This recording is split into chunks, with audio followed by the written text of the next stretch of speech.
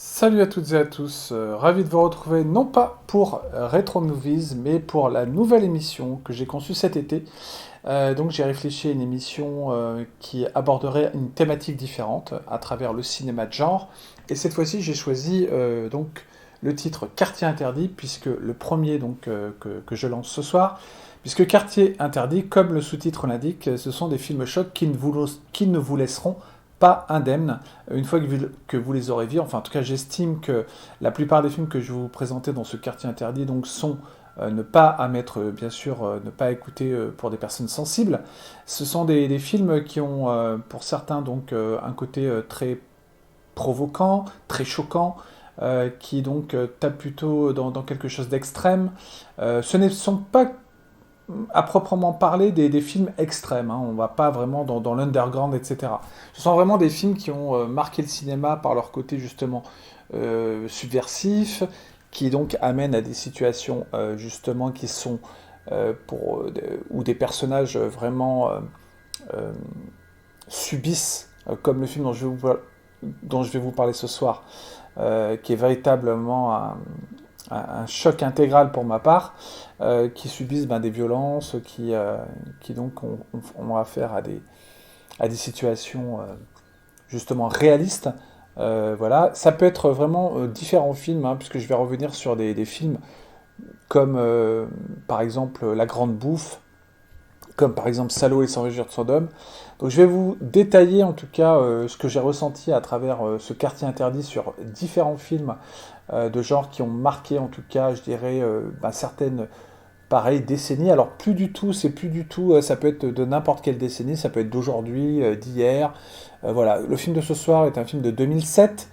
Voilà, qui est sorti en 2007. D'ailleurs, il y a une autre version qui est sortie la même année, sur laquelle je reviendrai, qui parle de la même histoire, mais qui est beaucoup plus, je dirais, centrée, je dirais, sur le fait divers, alors qu'ici on est beaucoup plus dans l'adaptation du roman de Jack Ketchum, d'après le fait divers, puisque donc The Girl Next Door nous conte l'histoire d'un fait divers qui s'est passé dans les années 50 aux États-Unis, dans une petite bourgade, l'histoire d'une jeune fille qui s'appelait Sylvia Likens, qui avait 17 ans, qui vivait avec sa sœur chez leur tante, et puis un jour un basculement a fait que de fil en aiguille, quand les parents n'ont pas pu payer le loyer parce qu'elles étaient hébergées chez la tante va commencer à déchaîner un peu sa, comment dire, sa véritable personnalité de tortionnaire, en fait, en commençant à martyriser les filles. Et puis, de fil en aiguille, va inviter aussi les enfants du quartier, en tout cas, les voisins, etc., les jeunes du quartier, en tout cas, ainsi que ses deux fils, à donc assister à des sévices corporels. Ça commence par des petits sévices et puis ça va de pire en pire. Et donc la personne sur laquelle donc la tante diabolique, hein, parce que pour moi elle est vraiment atroce, cette personne. Et d'ailleurs je reviendrai également sur le fait divers qui est totalement bouleversant et atroce également. Pour vous dire que donc la personnalité de cette tante va donc montrer son vrai visage et va nous amener donc à une situation où on va donc subir de plein fouet, je dirais, la lente, je dirais, dégradation en tout cas d'un corps humain par différents sévices qu'on lui inflige. Alors ça commence, et en plus c'est elle qui est en fait le métronome, c'est la tante qui est le métronome de ces sévices corporels qui, comme je dis, commence par des scènes comme par exemple lui brûler une cigarette sur la poitrine, puis ensuite la faire uriner, comment dire, et boire son urine. Le film va très très loin, c'est un film très malaisant, c'est un film, si vous êtes sensible, évidemment, ne le regardez pas parce que c'est un film qui n'est pas à mettre, comme je dis, vu son côté très réaliste de la situation, n'est pas à mettre sous tous les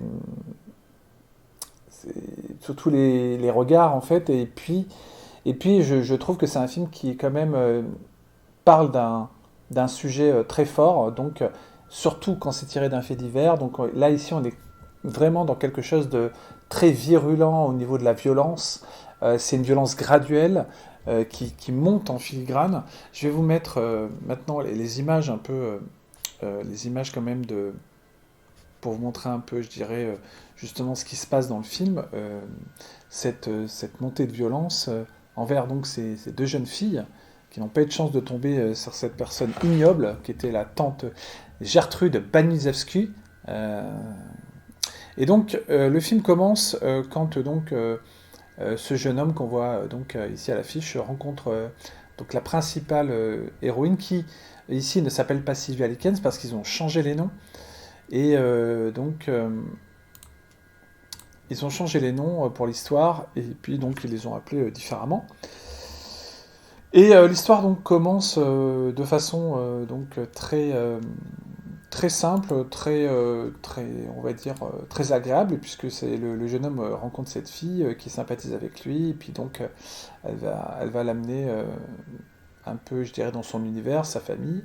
Et sa famille, c'est juste sa tante, quoi. Et donc elle vit avec sa sœur, sa jeune sœur, et puis le jeune homme en question, lui, va découvrir donc une personne peu à peu violente qui va commencer à s'en prendre à sa nièce de façon très vindicative, jusqu'à vraiment devenir de plus en plus cruelle et méchante envers elle, et jusqu'à la séquestrer dans sa cave, avec la participation, je dirais, voyeuriste des enfants du quartier, qui vont prendre part, je dirais, aux sévices, finalement. Elle va les entraîner, elle va avoir une sorte de rôle d'influenceuse, pour l'entraîner vers l'horreur absolue, quoi.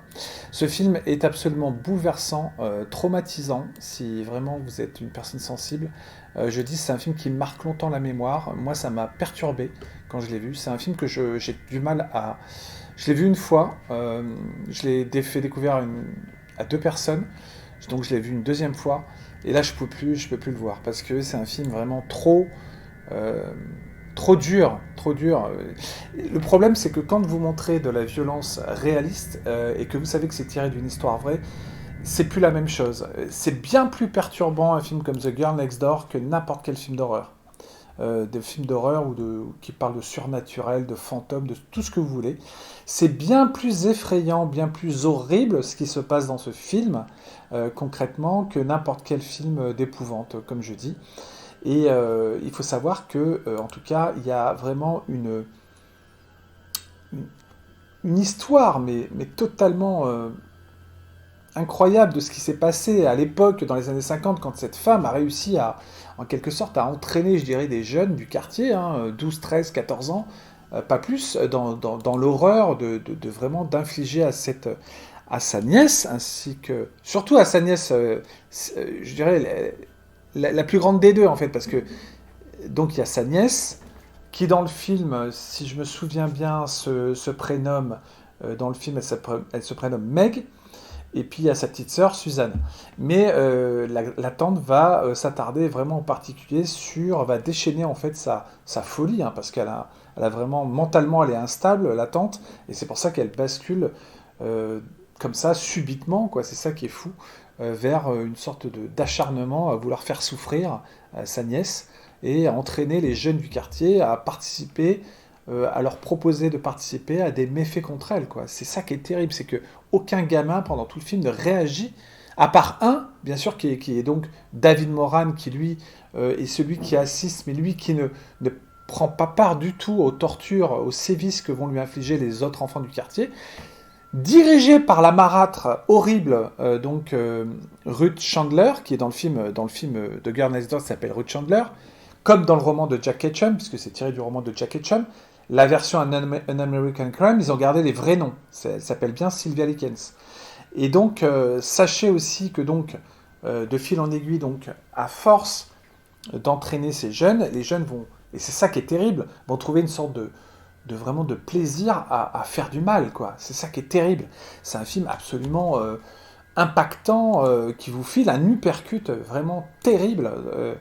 Et voilà, quoi. Et moi, j'ai été totalement bouleversé par cette histoire, parce que quand vous revenez aussi sur le fait divers en question, qui a eu lieu dans les années 50, moi, je me suis intéressé à l'histoire pour savoir qu'est-ce qui s'était réellement passé dans les détails, mais c'est absolument atroce. Le film ne montre pas le trois quarts de ce qui s'est passé réellement pour cette jeune fille, qui a été complètement martyrisée jusqu'à la mort. Et c'est incroyable de voir les tortures qu'elle a subies. Dans le film, on voit des tortures assez violentes qu'il lui inflige, notamment de lui mettre une bouteille dans le vagin, de la forcer à manger ses excréments, des choses assez horribles. Et donc, dans le fait divers réel, ce qu'a subi Sylvia Likens, c'est tout simplement ignoble, atroce. C'est pas possible qu'on puisse imaginer une personne faire ça à une jeune femme innocente qui ne demandait rien d'autre qu'à être hébergée chez sa tante sans que celle-ci devienne, je dirais, la monstrueuse tortionnaire du film et qui en plus influence les jeunes du quartier, comme je le dis, à faire à sa nièce les pires horreurs. Donc le jeune garçon, lui, bien sûr, celui qu'on voit à l'écran là, le seul qui ne s'implique pas dans les tortures, parce que lui, il est profondément choqué, il garde ses distances, mais comme il a peur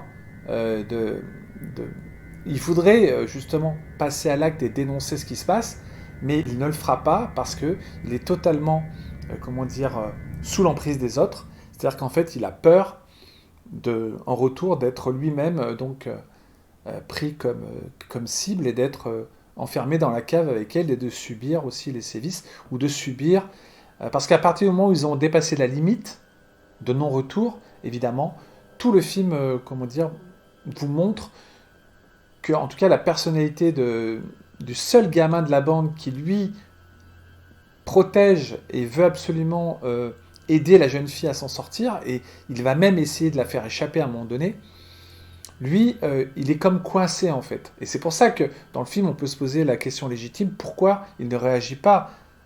Pourquoi ne va-t-il pas dénoncer la nièce, la nièce, la tante, par rapport à ce qu'elle fait? Le film est tout simplement très réaliste, comme je vous l'ai dit. C'est vraiment un film qui va vous mettre dans une position vraiment d'assister à quelque chose qui paraît réel, puisque évidemment, dès qu'on touche à quelque chose sur l'être humain et qu'on vous le montre de façon aussi radicale, c'est un film éprouvant. C'est vraiment pas, et c'est pour ça que d'ailleurs cette nouvelle émission que je vous propose, Quartier Interdit, c'est vraiment des films qui sont considérés comme difficiles à voir, donc interdits, et pas à mettre sous tous les yeux. Donc c'est un film absolument indispensable si vous voulez connaître le degré, je dirais, de méchanceté de l'être humain à travers des jeunes. Et ce que je voulais vous montrer également, c'est un peu les images de la bande-annonce, parce que j'estime que ça compte également de vous montrer cette ambiance assez glauque et totalement malsaine qui va, en fait, c'est progressif. Incroyable la façon dont Gregory Wilson traite le sujet. J'ai beaucoup aimé le film An American Crime, qui lui aussi, mais dans un registre beaucoup moins démonstratif, va plus aller vers le psychologique, mais est tout aussi fort aussi avec Ellen Page à l'époque, qui avait tourné ce film, qui maintenant s'appelle Elliot, puisqu'elle a changé puisque maintenant elle est devenue, on va dire, masculine. Quelqu'un qui s'appelle Elliot Page, et donc à l'époque avait interprété le rôle de Sylvia Likens, et donc là ils avaient gardé des vrais noms pour le film avec Ellen Page, donc je précise Elliot aujourd'hui, et le film retrace donc ici dans la version de Gregory Wilson qui est sortie en plus la même année qu'An American Crime, retrace vraiment je dirais, en changeant les noms, l'histoire de Sylvia Likens et vraiment le calvaire qu'elle va subir. Et c'est un calvaire qu'on vous inflige, vous, en tant que spectateur, où vous êtes spectateur, vous sentez vous aimeriez pouvoir agir et rentrer pour aider cette jeune fille, pour la sauver des griffes de cette folle tordue qui est vraiment un monstre, quoi, en fait. Et ce qui est dingue, c'est qu'elle va, bien sûr, la Sylvia Likens, Meg en tout cas ici, dont les noms ont été changés, va tout faire pour aider sa jeune sœur. Mais c'est à partir de là où la tante va jeter sur sa colère, sa haine, sur l'aînée, en fait, des deux sœurs. Et c'est à partir de là où elle va instaurer, je dirais, une séquestration dans la cave, jusqu'à malheureusement amener à une fin tragique, puisque donc c'est tiré d'un fait divers tragique, et qui est totalement respecté. Et je trouve que j'ai pas lu le roman de Jack Ketchum, qui doit être absolument éprouvant, parce que Jack Ketchum, c'est quelqu'un aussi qui a écrit des romans assez radicaux dans le genre, et je pense que le roman est complètement incroyable aussi, totalement dans la même lignée, je dirais. Voilà, et tout ça pour vous dire aussi que, évidemment, il faut être armé pour voir ce film. Il faut vraiment, psychologiquement, parce qu'il est quand même difficilement... Il est à la limite du supportable, c'est ce que je dirais. Ça va loin dans l'abjection. Je vous dis, c'est pire qu'un film d'horreur classique, avec même qui dépasse, je dirais, en scène choc, Hostel. Parce que Hostel, vous vous dites que c'est... Oui, ça pourrait arriver, ce qui se passe dans Hostel, mais c'est plus, je dirais, un peu... Déjà, c'est pas tiré d'une histoire vraie, donc on y croit moins. Bon, c'est assez radical aussi, Hostel, mais ça n'a jamais existé. Donc peut-être que ça existe, hein, justement ce qui se passe dans Hostel également. Mais le film, pour moi, est bien plus éprouvant dans la lignée, je dirais, de films comme Martyr, par exemple, de Pascal Laugier, dont je parlerai également. Voilà. Et pourtant, il n'y a pas du tout une débauche d'hémoglobine, mais il y a surtout une façon de suggérer et de montrer par moments l'horreur de la situation avec ces jeunes qui petit à petit répondent aux attentes un peu de la tante qui incite les jeunes à pratiquer des sévices sur la jeune fille pour petit à petit, je dirais, atteindre à son intégrité physique. Et c'est ce qui fait que elle va tellement subir de traumatismes, notamment des choses horribles qui lui font dans le vagin. J'en dirai pas plus, mais c'est traumatisant. En tout cas, c'est un film qui va vous glacer le sang, sûrement. Et en fait, les deux films d'ailleurs, An American Crime avec Elliot Page de son ancien nom Ellen Page, sont excellents. Et une autre version de l'histoire qui donc garde les vrais noms des protagonistes, mais traité de manière très différente, voilà. Mais tout aussi violente psychologiquement en fait, puisqu'on est on est moins dans le démonstratif. Mais aussi c'est très fort, ça passe par ce qui se passe à l'écran. Et à l'époque, donc Ellen Page était excellente dans le rôle, puisqu'elle jouait le rôle de Sylvia Likens. Et voilà, c'est donc un film aussi qui me fait toujours autant de peine. Il y a des passages vraiment ignobles que vous avez du mal à encaisser. Vous allez avoir du mal à les encaisser. Quand on pense à ce qu'a vécu la jeune fille, c'est horrible, c'est révoltant. Vous avez envie de vraiment faire quelque chose pour l'aider. Et c'est dingue d'imaginer que dans les 50, il y a eu je crois que c'est considéré comme un des pires crimes de l'histoire des États-Unis, ce film. Il faut savoir que la responsable en question, la tante, a été donc condamnée à la prison à perpétuité, sauf qu'au bout de 18 ans, elle a été libérée d'emprisonnement. Donc moi, je dis une personne comme ça, concrètement par rapport à ce qu'elle a fait à cette jeune fille, il fallait qu'elle reste à vie, qu'elle meure en prison, quoi. Mais clairement, vu le monstre que c'est, d'imaginer qu'elle est ressortie au bout de 18 ans, c'est quand même dingue. Et comme quoi, des fois, quand quand la justice, parce qu'elle avait été condamnée à perpétuité, elle a réussi à avoir une remise de peine, c'est ça qui est dingue. Et en fait, les enfants qui ont assisté et qui ont participé, pour certains, aux exactions contre cette jeune fille, cette pauvre jeune fille, Sylvia Likens, ont été aussi emprisonnés, condamnés pour certains, mais sont restés moins longtemps puisqu'ils étaient adolescents, et donc ils étaient encore mineurs. Et c'est ça qui rajoute aussi à l'horreur du film, et ça on le voit bien aussi, d'après ce que j'ai lu dans l'œuvre de Jack Ketchum, qui s'appelle, d'ailleurs le roman s'appelle Une fille comme les autres, et qui est respecté aussi de A à Z, sauf pour le final, apparemment, d'après mes sources. Mais c'est un film, je vous l'ai dit, hein, The Girl Next Door, moi je pense que je préfère, parce que le film je le trouve vraiment... Il y a une progression dans la méchanceté de la tante qui petit à petit, justement, fait en sorte de trouver des stratagèmes pour faire comprendre aux jeunes que sa nièce donc est une pute en fait, une personne ignoble. Elle fait passer sa nièce pour une sale prostituée presque, enfin je veux dire du quartier, parce que simplement elle fréquente à un moment donné le jeune de l'histoire au début, et donc elle l'a fait passer pour des choses incroyables, elle invente des choses, et elle torture, elle manipule en fait les jeunes du quartier pour qu'ils en viennent à commettre des choses horribles sur elle, et puis elle aussi elle en fait. Mais c'est un film absolument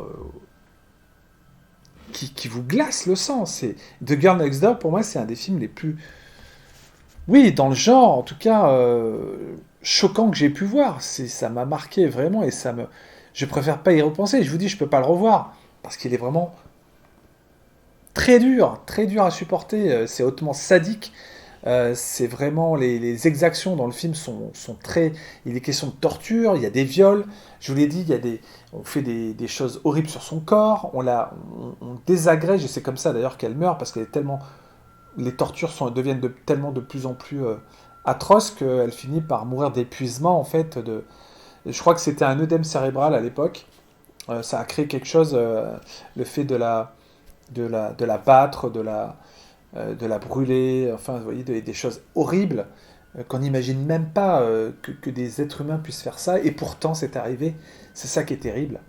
Et voilà quoi. Et dans The Girl Next Door, ce qui est incroyable, c'est que euh, c'est un film qui vous prend à la gorge quelque part, qui vous prend aux tripes en fait, puisqu'à la fin, le personnage joué par donc Sylvia Likens, qui est donc dans le film de Girl Next Door, s'appelle Meg. Quand elle est quasiment agonisante, hein, elle dit les derniers mots qu'elle dit donc à ce jeune, le seul qu'elle apprécie, qui lui a jamais fait de mal. Elle dit j'ai tout de suite su que tu étais un rêve pour moi, je fais plein de rêves et ils s'envolent. Je vais m'en sortir, je t'aime David. C'est une des scènes vraiment magnifiques, bouleversantes quand elle lui dit ça, très poignante. Ça m'a fait aussi, bien sûr, à la fin, moi j'avais les larmes aux yeux la première fois que je l'ai vu. Et, et voilà, et puis David, donc dans le film, on le voit des années plus tard, devant un dessin que lui avait fait donc Meg. Voilà, et ce film, je vous dis, ne peut que vous sensibiliser, c'est pas possible. Et c'est pas possible autrement. Et c'est vrai que on s'en demande quand on voit aussi, puisqu'à un moment donné elle parle de Dieu, parce qu'elle est croyante, la jeune fille qui se fait torturer, on se demande pourquoi, s'il existe un Dieu, c'est vrai, pourquoi il n'intervient pas. Et enfin voilà, on peut se poser plein de questions, après chacun réagit différemment évidemment. Et puis surtout quand on voit ce qui s'est passé après pour la tante qui finalement n'a la sociopathe en fait, Gertrude Baniszewski, qui avait été condamnée donc à perpétuité, mais qui est sortie au bout de 18 ans, alors qu'elle aurait dû rester à vie et mourir vraiment pour ce qu'elle a fait, parce que c'est vraiment atroce ce qu'elle a fait. C'est d'une horreur absolue. Et dans le film, je trouve qu'ils vont assez loin pour le montrer. Et voilà. Et moi, je suis totalement ému à chaque fois que je vois ce film,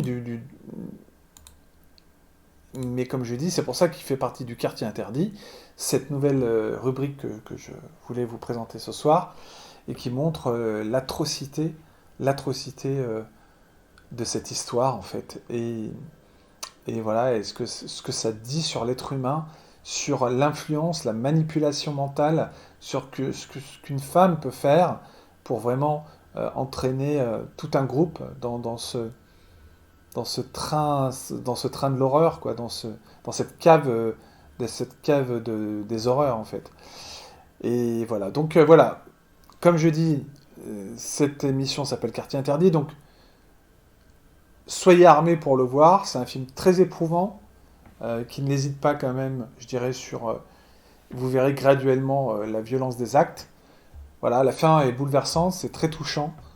Voilà, donc vraiment, encore une fois, j'ai envie de dire paix à l'âme de la vraie Sylvia Likens, hein, par rapport à ce qu'elle a subi. Voilà. Enfin voilà, c'est un film je vous dis que j'ai beaucoup de mal souvent à reparler de ce film parce qu'il m'a énormément touché.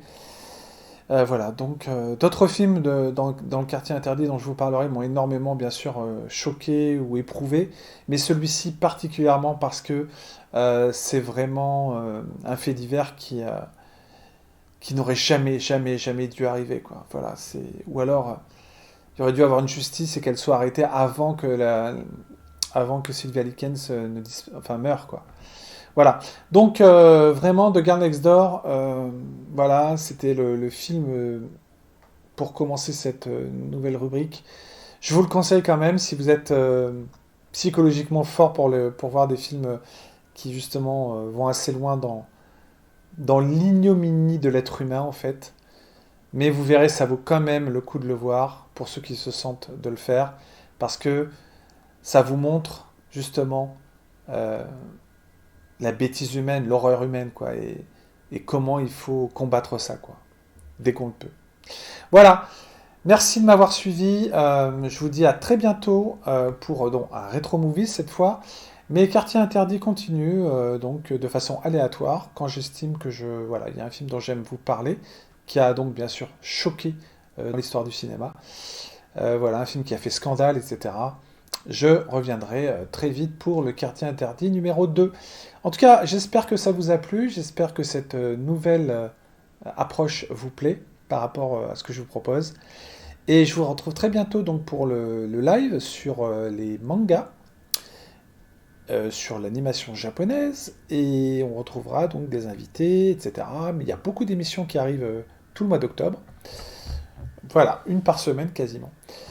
Merci à tous de m'avoir suivi, de m'avoir écouté surtout en fait. N'oubliez pas de vous abonner sur la chaîne Attention ça tourne. Merci de mettre le pouce, ça m'aide aussi pour avancer toujours à faire perdurer cette chaîne.